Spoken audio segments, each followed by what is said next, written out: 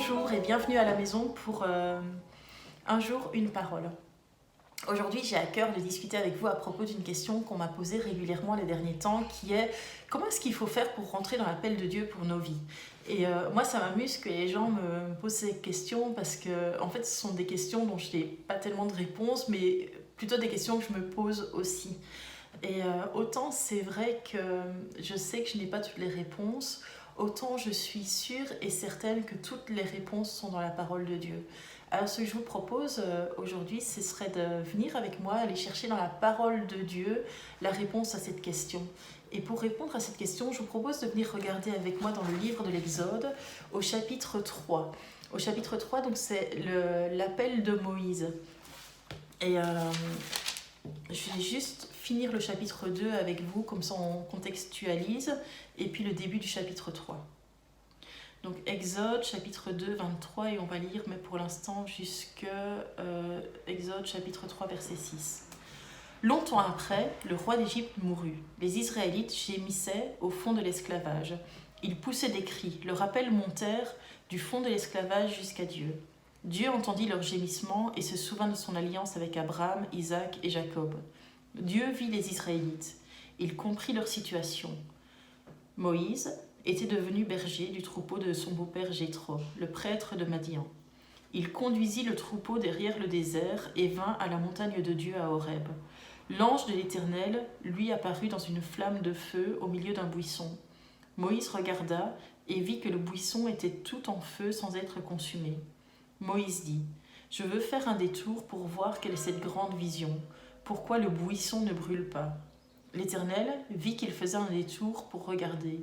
Dieu l'appela du milieu du buisson en disant : « Moïse, Moïse !» Il répondit : « Me voici. » Dieu dit : « Ne t'approche pas d'ici, retire tes sandales, car l'endroit où tu te tiens est une terre sainte. » Il ajouta : « Je suis le Dieu de ton père, le Dieu d'Abraham, le Dieu d'Isaac, le Dieu de Jacob. » Moïse se cacha le visage car il avait peur de regarder Dieu. Et donc, on voit donc au début de cette histoire donc, que le peuple de Dieu va crier à Dieu et Dieu va répondre à leur prière en levant un homme. Il va vouloir lever Moïse. Et qu'est-ce que Moïse fait à ce moment-là? Moïse est en train de s'occuper du troupeau de son beau-père. Et moi, ce qui m'a marqué là-dedans, c'est que Moïse avait été élevé pour être un prince. Il avait été élevé par la fille du pharaon, il avait été élevé à la cour des rois, et il avait été élevé pour régner, il avait été élevé pour vivre dans un certain luxe, il avait été élevé pour voir des belles choses, pour entendre des belles choses. Son éducation était tout sauf le fait de s'occuper de moutons dans le désert, qui doit être une vie qui est difficile, cette vie, elle n'avait rien à voir avec ce pourquoi Moïse était qualifié. Et l'autre chose qui me marque, c'est que Moïse, quand il avait 40 ans, avait tué un Égyptien parce qu'il avait ressenti déjà un appel de Dieu pour lui. Donc il aurait pu se dire, ben voilà, je suis qualifié, j'ai suivi un certain type d'études, j'ai toutes les cartes en main pour régner sur ce peuple. Et pourtant, dans ma situation actuelle, je ne règne pas. Et il aurait pu devenir une personne torturée, il aurait pu devenir une personne amère, il aurait pu être une personne qui est déçue de sa situation. Et au lieu de ça, Moïse, on le trouve en train de servir à l'endroit là où il est à ce moment-là. Et moi, cette histoire, ça m'a touchée dans le sens que souvent, au moment de notre baptême ou au début de notre conversion, souvent Dieu met déjà une conviction dans notre cœur de ce à quoi il nous appelle. Et puis souvent, on n'a pas l'occasion de pratiquer ce que Dieu a pour nous à ce moment-là. Et à ce moment-là, on a deux choix. Soit on râle. On se dit que le pasteur ne reconnaît pas notre valeur, que les autres n'ont pas reconnu notre valeur, ou qu'il n'y a que des impossibilités. On va se dire oui, mais le fils du pasteur, il a de la chance parce que lui, regarde, il est né là, tout est facile pour lui, mais moi, dans ma situation, je n'ai pas le bon entourage, je n'ai pas ceci, je n'ai pas cela. Soit on regarde à ce qu'on n'a pas, ou soit on décide de servir avec ce qu'on a là maintenant. Et cette décision, c'est la décision que Moïse a fait. Et après lui, d'autres vont prendre la même décision. Par exemple, le roi David, le grand roi David, quand il va tuer Goliath, il va savoir le faire parce qu'avant, Qu'est-ce qu'il a fait? Il a tué des ours, il a tué des lions. Là où il était, il prenait déjà ce que Dieu lui avait donné, les cartes qu'il avait en main, il les jouait. On n'est pas responsable de faire des choses avec des cartes qu'on n'a pas en main. S'il y a des capacités, des portes qui ne nous sont pas ouvertes, on n'a pas cette responsabilité-là. Mais les portes qui nous sont ouvertes, maintenant, nous devons les utiliser. Et c'est ce que Moïse va faire. Moïse... on peut se dire que être berger, à quoi est-ce que ça va lui servir? Être dans un désert, à quoi est-ce que ça lui sert?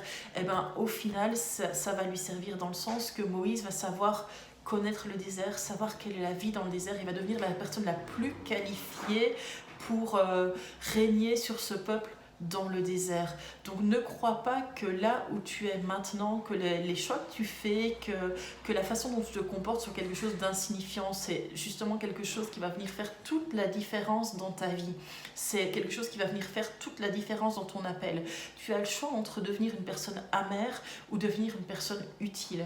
Quel choix est-ce que tu vas faire toi aujourd'hui? C'est la première question qui va se poser à toi. Et donc voilà.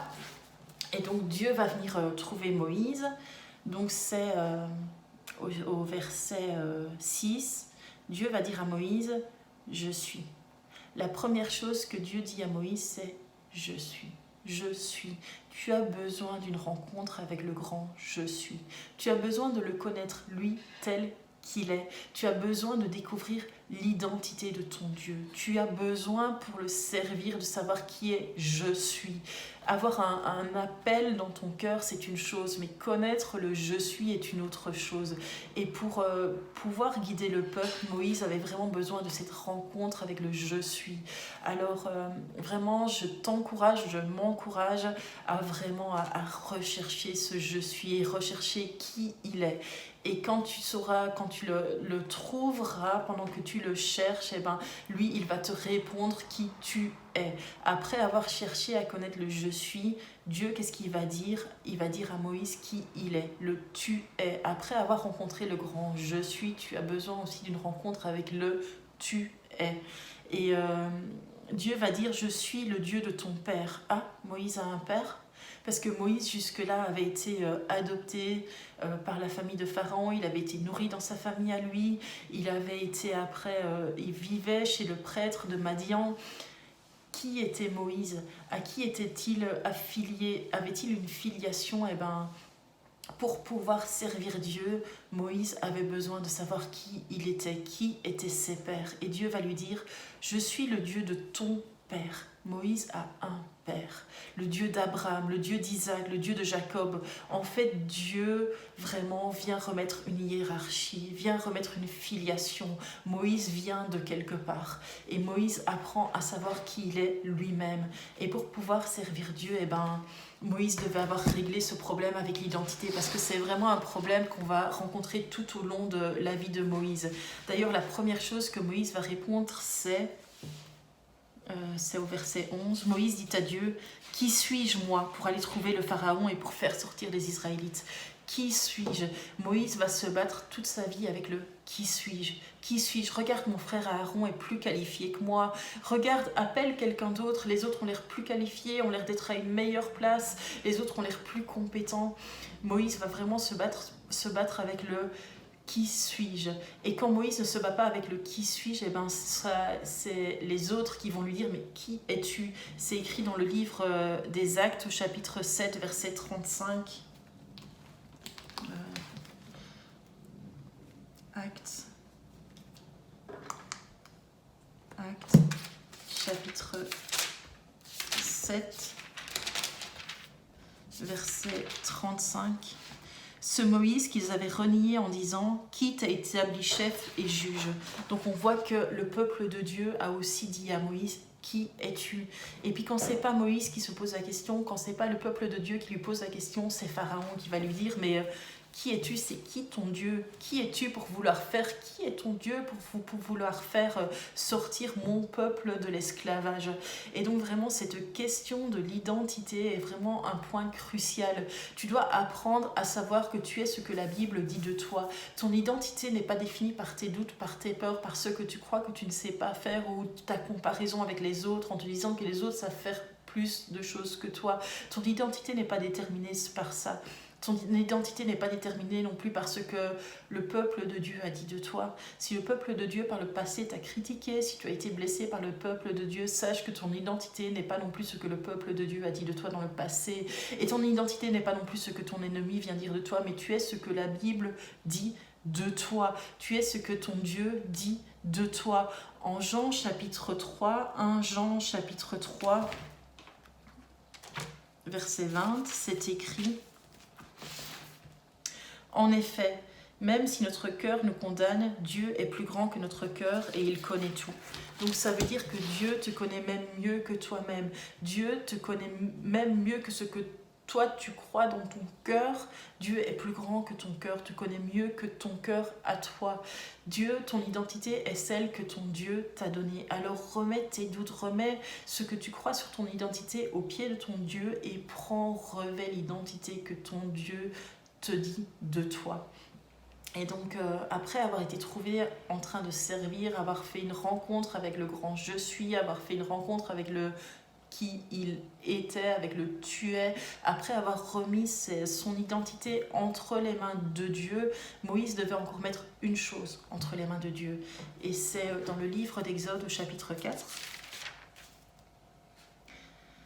verset 2. L'Éternel lui dit: qu'y a-t-il dans tes mains? Et Moïse répond: un bâton. En fait, le bâton était le signe de l'identité de Moïse. C'était le signe de sa richesse, c'était le signe de ses troupeaux, c'était le signe de ce que Moïse avait. Il avait remis ce qu'il était dans les mains de Dieu et il devait maintenant aussi remettre ce qu'il avait entre les mains de Dieu. Parce que l'Éternel va lui dire: jette-le par terre. Ce que tu as, jette-le par terre, jette-le au pied de Dieu, jette-le par terre. Quand Dieu te demande de jeter par terre ce que tu as, jette au pied de Dieu ce que tu as.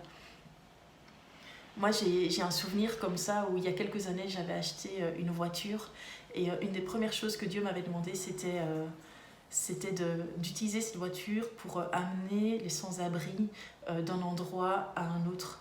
Et cette voiture qui était toute neuve, qui sentait mauvais, Dieu me demandait: ben voilà, jette-la à mes pieds. Jette-la à mes pieds. Ta voiture qui est neuve, que tu veux garder belle, va mettre des personnes qui sont sales dedans. Et ma voiture sentait mauvais. Et vraiment, c'est qu'est-ce que toi tu as dans tes mains là, maintenant, aujourd'hui. Et ce que tu as là, maintenant, dans tes mains aujourd'hui, jette-les au pied de Dieu. Pourquoi? Parce que plus tard, le bâton de Moïse, quand Moïse va le récupérer par terre, après on va l'appeler le bâton de Dieu. C'est en Exode chapitre 4 verset 20. Il prit à la main le bâton de Dieu. Donc ce n'est plus le bâton de Moïse, c'est le bâton de Dieu. Et à partir du moment où c'est le bâton de Dieu, ce bâton va être utilisé pour faire des miracles. C'est ce bâton qui va être utilisé pour ouvrir la mer. C'est ce bâton qui va être utilisé pour amener des plaies dans le camp de l'ennemi. Quand tu amènes ce que tu as au pied de Dieu, Dieu va pouvoir l'utiliser pour son service à lui. Donc n'hésite pas à remettre ce que tu es, ce que tu as, ton identité au pied de Dieu. Et voilà, c'était vraiment ce que je voulais te dire aujourd'hui et c'est comme ça que je voulais t'encourager aujourd'hui. C'est vraiment sers Dieu là où tu es maintenant avec ce que tu as. Ne t'inquiète pas pour ce que tu n'as pas, Dieu il le sait. S'il te manque des choses, Dieu il le sait. Et puis fais vraiment une rencontre avec le je suis, mais fais aussi une rencontre avec qui tu es toi. Remets aussi ton identité à toi au pied de Dieu et plus que ton identité, remets tout ce que tu as au pied de Dieu et tu vas voir des miracles s'accomplir dans ta vie. Voilà, c'était mon encouragement pour toi aujourd'hui. Bonne journée, au revoir.